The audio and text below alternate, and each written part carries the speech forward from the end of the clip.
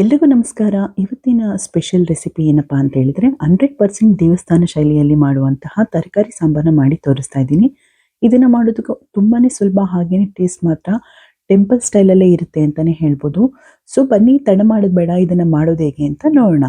ಮೊದಲಿಗೆ ಒಲೆ ಮೇಲೆ ಒಂದು ಕುಕ್ಕರನ್ನ ಇಟ್ಕೊಂಡಿದ್ದೀನಿ. ಅದಕ್ಕೆ ಈಗ ಆಲ್ರೆಡಿ ನಾನು ಅರ್ಧ ಕಪ್ ತೊಗರಿ ಬೇಳೆನ ಒಂದು ಅರ್ಧ ಗಂಟೆಗಳ ಕಾಲ ನೆನೆಸಿಟ್ಟಿರೋದನ್ನ ಹಾಕೊಳ್ತಾ ಇದ್ದೀನಿ. ಈ ರೀತಿ ಮಾಡೋದ್ರಿಂದ ತುಂಬಾನೇ ಚೆನ್ನಾಗಿ ಟೇಸ್ಟ್ ಬರುತ್ತೆ, ಹಾಗೇನೆ ಚೆನ್ನಾಗಿ ಅದು ಸ್ಮ್ಯಾಶ್ ಆಗುತ್ತೆ ಬೆಂದು. ಈ ರೀತಿ ಮಾಡೋದ್ರಿಂದ ತರಕಾರಿನ ಜೊತೆಲೆ ಹಾಕಿ ಬೇಯಿಸ್ಕೋಬಹುದು, ಸಪ್ರೇಟ್ ಬೇಯಿಸೋ ಅವಶ್ಯಕತೆ ಇರೋದಿಲ್ಲ. ಇವಾಗ ಇದಕ್ಕೆ ತರಕಾರಿನ ನಾವು ಆಡ್ ಮಾಡ್ಕೊಳ್ಳೋಣ. ನೋಡಿ, ಇಲ್ಲಿ ನಾನು ಕ್ಯಾರೆಟ್, ಬೀನ್ಸ್, ಹಾಗೇನೆ ಮಂಗಳೂರು ಸೌತೆಕಾಯಿ, ಹಾಗೇನೆ ಸ್ವಲ್ಪ ಬದನೆಕಾಯಿ, ಹಾಗೇನೆ ಗೆಡ್ಡೆಕೋಸು ಇದೆಲ್ಲಾನು ಚೆನ್ನಾಗಿ ತೊಳೆದು ಈ ರೀತಿ ಕಟ್ ಮಾಡಿ ನಾನು ಆಡ್ ಮಾಡ್ಕೊಳ್ತಾ ಇದ್ದೀನಿ. ಈ ರೀತಿ ತರಕಾರಿ ಸಾಂಬಾರು ಅಥವಾ ಟೆಂಪಲ್ ಸ್ಟೈಲ್ ಸಾಂಬಾರ್ಗಳಿಗೆ ಮಂಗಳೂರು ಸೌತೆಕಾಯಿ ಅಥವಾ ಕುಂಬಳಕಾಯಿ ಅಥವಾ ಸಿಗುಂಬಳಕಾಯಿ ಯಾವ್ದಾದ್ರು ಒಂದಿದ್ರೆ ನಡೆಯುತ್ತೆ. ನಾನಿಲ್ಲಿ ಮಂಗಳೂರು ಸೌತೆಕಾಯಿನ ಆಡ್ ಮಾಡ್ಕೊಂಡಿದ್ದೀನಿ. ಹಾಗೆಯೇ ಒಂದು ಟೊಮೆಟೊನ ಸಣ್ಣದಾಗಿ ಕಟ್ ಮಾಡಿ ಅದನ್ನು ಕೂಡ ಆಡ್ ಮಾಡ್ಕೊಂಡಿದ್ದೀನಿ. ಸ್ವಲ್ಪ ಜೀರಿಗೆನ ಆಡ್ ಮಾಡ್ಕೊಳ್ಳಿ, ತುಂಬಾನೇ ಚೆನ್ನಾಗಿರುತ್ತೆ.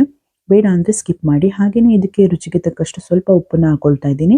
1ರಿಂದ 2 ಟೇಬಲ್ ಸ್ಪೂನ್ ಆದ್ರೆ ಸಾಕಾಗುತ್ತೆ. ಹಾಗೆಯೇ ಒಂದು ಅರ್ಧ ಟೇಬಲ್ ಸ್ಪೂನ್ ಆಗುವಷ್ಟು ಅರಿಶಿನ ಹಾಕೊಂಡು, ಈಗ ಆಲ್ರೆಡಿ ಬಿಸಿ ಮಾಡಿರುವಂತಹ ನೀರನ್ನ ತರಕಾರಿ ಮುಳುಗುವಷ್ಟು ನೀವು ಹಾಕೊಂಡು ಚೆನ್ನಾಗಿ ಮಿಕ್ಸ್ ಮಾಡ್ಕೊಳ್ಳಿ.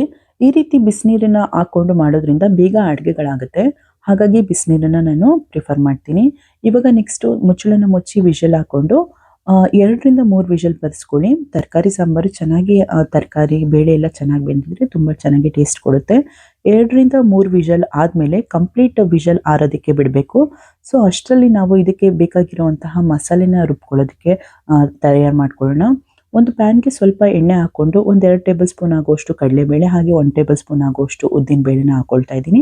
ಸ್ವಲ್ಪ ಜೀರಿಗೆ ಒಂದು ಅರ್ಧ ಟೇಬಲ್ ಸ್ಪೂನ್ ಆದರೆ ಸಾಕಾಗುತ್ತೆ. ಹಾಗೆ ಸ್ವಲ್ಪ ಸಾಸಿವೆನ ಹಾಕೊಳ್ತಾ ಇದ್ದೀನಿ. 1/4 ಟೇಬಲ್ ಸ್ಪೂನ್ ಆಗುವಷ್ಟು ಮೆಂತೆನ ಹಾಕೊಳ್ತಾ ಇದ್ದೀನಿ. ಹಾಗೆಯೇ 4 ಟೇಬಲ್ ಸ್ಪೂನ್ ಆಗುವಷ್ಟು ಧನಿಯಾ ಕಾಳನ್ನ ಹಾಕೊಳ್ತಾ ಇದ್ದೀನಿ. ನಮಗೆ ಟೆಂಪಲ್ ಸ್ಟೈಲ್ ಟೇಸ್ಟ್ ಕೊಡೋದೇ ಇದು ಅಂತಾನೆ ಹೇಳ್ಬೋದು. ಸೊ ಧನಿಯಾ ಹಾಕೊಂಡು ನೀಟಾಗಿ ಮಿಕ್ಸ್ ಮಾಡ್ಕೊಳ್ಳಿ. ನೀಟಾಗಿ ಫ್ರೈ ಮಾಡಬೇಕು. ಇದು ಲೋ ಟು ಮೀಡಿಯಂ ಫ್ಲೇಮಲ್ಲಿ ಇಟ್ಕೊಂಡೇನೆ ಫ್ರೈ ಮಾಡ್ಕೊಳ್ಳಿ. ಇದಕ್ಕೆ ಖಾರಕ್ಕೆ ಅನುಗುಣವಾಗಿ 4ರಿಂದ 5 ಬ್ಯಾಡಗಿ ಮೆಣಸಿನಕಾಯಿನ ಹಾಕೊಳ್ತಾ ಇದ್ದೀನಿ. ಹಾಗೆಯೇ ಸ್ವಲ್ಪ ಕರಿಬೇವಿನ ಸೊಪ್ಪನ್ನ ಹಾಕೊಂಡು ಚೆನ್ನಾಗಿ ಫ್ರೈ ಮಾಡ್ಕೊಳ್ಳಿ. ಮೊದಲಿಗೆ ಕಾಳೆಲ್ಲ ಚೆನ್ನಾಗಿ 1-2 ನಿಮಿಷ ಚೆನ್ನಾಗಿ ಫ್ರೈ ಮಾಡಿದ್ಮೇಲೆ ಮೆಣಸಿನಕಾಯಿ ಮತ್ತೆ ಕರಿಬೇವಿನ ಸೊಪ್ಪನ್ನ ಹಾಕೊಳ್ಳಿ.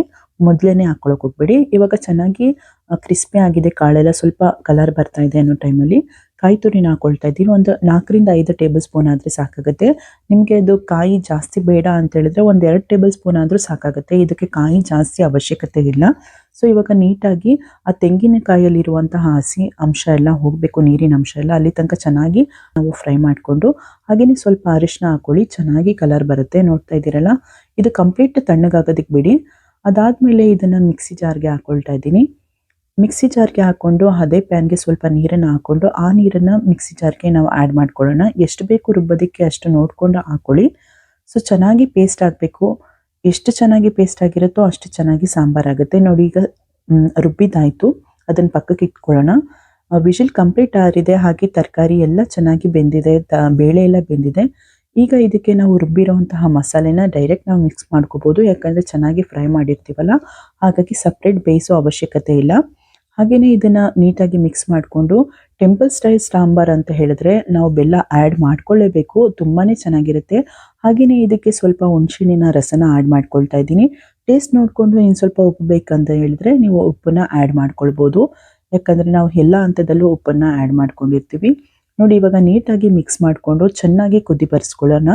ಅಷ್ಟರಲ್ಲಿ ಇದಕ್ಕೆ ಒಂದು ಸೂಪರ್ ಆಗಿರುವಂತಹ ಒಗ್ಗರಣೆ ಕೊಡಬೇಕು ಅಂತ ಹೇಳಿ ಮತ್ತೊಂದು ಒಲೆಯಲ್ಲಿ ಒಗ್ಗರಣೆ ಪ್ಯಾನನ್ನು ಇಟ್ಕೊಂಡು ಸ್ವಲ್ಪ ಎಣ್ಣೆ ಹಾಕೊಂಡಿದ್ದೀನಿ. ಎಣ್ಣೆ ಸ್ವಲ್ಪ ಬಿಸಿ ಆದಮೇಲೆ ಸಾಸಿವೆ ಹಾಕೊಂಡಿದ್ದೀನಿ. ಸಾಸಿವೆ ಚೆನ್ನಾಗಿ ಚಟಪಟ ಅಂತ ಸಿಡಿದ ಮೇಲೆ ಸ್ವಲ್ಪ ಕರಿಬೇವಿನ ಸೊಪ್ಪು, ಹಾಗೆಯೇ ಒಣಮೆಣಸಿನ್ಕಾಯಿ, ಹಾಗೆ ಸ್ವಲ್ಪ ಹಿಂಗನ್ನು ಹಾಕೊಂಡು ಚೆನ್ನಾಗಿ ಅದನ್ನೆಲ್ಲ ಫ್ರೈ ಮಾಡಿಕೊಂಡು, ಇವಾಗ ನಾವು ಮಾಡಿಕೊಂಡಿರುವಂತಹ ಸಾಂಬಾರು ಚೆನ್ನಾಗಿ ಕುದಿ ಬರ್ತಾ ಇದೆ. ಇವಾಗ ಇದನ್ನು ಆ್ಯಡ್ ಮಾಡ್ಕೊಳ್ತಾ ಇದ್ದೀನಿ ಒಗ್ಗರಣೆನ. ಒಳ್ಳೆ ಪರಿಮಳ ಬರುತ್ತೆ. ಕೊನೆಯಲ್ಲಿ ಸ್ವಲ್ಪ ಕಟ್ ಮಾಡಿರುವಂತಹ ಕೊತ್ತಂಬರಿ ಸೊಪ್ಪನ್ನ ಆ್ಯಡ್ ಮಾಡಿಕೊಂಡು ನೀಟಾಗಿ ಮಿಕ್ಸ್ ಮಾಡಿಕೊಂಡ್ರೆ 100% ಟೆಂಪಲ್ ಸ್ಟೈಲಲ್ಲಿ ಮಾಡುವಂತಹ ತರಕಾರಿ ಸಾಂಬಾರು ತಯಾರಾಗುತ್ತೆ. ನೋಡ್ತಾ ಇದ್ರೇ ಎಷ್ಟು ಟೇಸ್ಟಿಯಾಗಿದೆ ಅಂತ ಅನಿಸುತ್ತೆ. ತಿನ್ನೋದಕ್ಕಂತೂ ಟೇಸ್ಟು ನಾವು ದೇವಸ್ಥಾನದಲ್ಲಿ ಕುತ್ಕೊಂಡು ತಿನ್ನಬೇಕಾದ್ರೆ ಹೇಗಿರುತ್ತೋ ಹಾಗೇ ಇರುತ್ತೆ ಅಂತಲೇ ಹೇಳ್ಬೋದು. ಒಂದು ಸ್ವಲ್ಪನೂ ವ್ಯತ್ಯಾಸ ಇಲ್ಲ. ನೀವು ಇದಕ್ಕೆ ಇನ್ನು ಸ್ವಲ್ಪ ನೀರನ್ನು ಹಾಕ್ಕೊಂಡು ಸ್ವಲ್ಪ ತೆಳ್ಳೆ ಮಾಡ್ಕೊಡ್ತೀನಿ ಅಂದರೆ ತೆಳ್ಳೆ ಕೂಡ ಮಾಡ್ಕೊಳ್ಬೋದು. ನಾವು ಮನೆಗೆ ಮಾಡಿರೋದ್ರಿಂದ ಸ್ವಲ್ಪ ಗಟ್ಟಿ ಮಾಡ್ಕೊಂಡಿದ್ದೀನಿ. ನೀವು ಮನೆಯಲ್ಲಿ ಏನಾದರೂ ಪೂಜೆ ಫಂಕ್ಷನ್ ಇದ್ದಾಗ ಈ ರೀತಿ ಸಾಂಬಾರನ್ನ ಮಾಡಿಕೊಟ್ರೆ ಎಲ್ಲರೂ ನಾವು ದೇವಸ್ಥಾನದಲ್ಲೇ ಕುತ್ಕೊಂಡು ತಿಂತಾ ಇದ್ದೀವಿ ಅಂತ ಹೇಳ್ತಾರೆ, ಅಷ್ಟು ಚೆನ್ನಾಗಿರುತ್ತೆ. ಒಂದ್ಸಲಿ ಟ್ರೈ ಮಾಡಿ ರುಚಿ ಹೇಗಿತ್ತು ಅಂತ ಕಮೆಂಟ್ನಲ್ಲಿ ನನಗೆ ತಿಳಿಸೋದನ್ನ ಮರಿಬೇಡಿ. ಓಕೆ, ನಾನು ಮುಂದಿನ ವಿಡಿಯೋದಲ್ಲಿ ನಿಮಗೆ ಮತ್ತೆ ಸಿಗ್ತೀನಿ. ಇಷ್ಟೊತ್ತು ವಿಡಿಯೋ ನೋಡಿದ್ದಕ್ಕೆ ಎಲ್ರಿಗೂ ತುಂಬಾನೇ ಧನ್ಯವಾದಗಳು. ವಿಡಿಯೋ ಇಷ್ಟ ಆಗಿದ್ರೆ ಲೈಕ್ ಮಾಡಿ, ಶೇರ್ ಮಾಡಿ, ಹಾಗೆ ಕಮೆಂಟ್ ಮಾಡಿ. ಸಬ್ಸ್ಕ್ರೈಬ್ ಆಗೋದಂತೂ ಮರಿಬೇಡಿ. ಪಕ್ಕದಲ್ಲಿರುವಂತಹ ಬೆಲ್ ಐಕನ್ ಪ್ರೆಸ್ ಮಾಡಿ. ನಾನು ಮುಂದೆ ಹಾಕೋ ಎಲ್ಲಾ ವಿಡಿಯೋಗಳ ನೋಟಿಫಿಕೇಶನ್ ನಿಮಗೆ ಬಂದು ತಲುಪುತ್ತೆ. ಬಾಯ್.